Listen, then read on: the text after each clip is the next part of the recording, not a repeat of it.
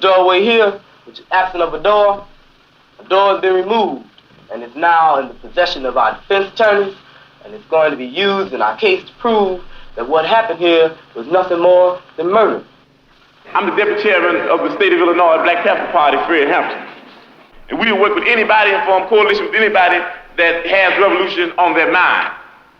And why they want to get rid of me? Because I'm saying something that might wake up some other exploited people and some other oppressed people. And if all these people ever get together, and that's saying all power to the people. That's saying that no matter what color you are, there's only two classes.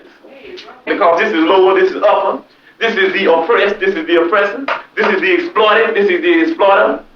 And these people in this class have divided themselves. They say, I'm black and I hate white people. I'm white and I hate black people. I'm Latin American and I hate hillbillies. I'm hillbilly, I hate Indians.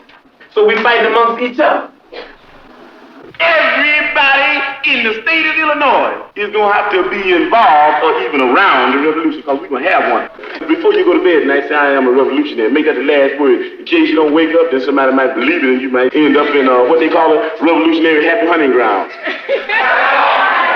Say that. I am a revolutionary.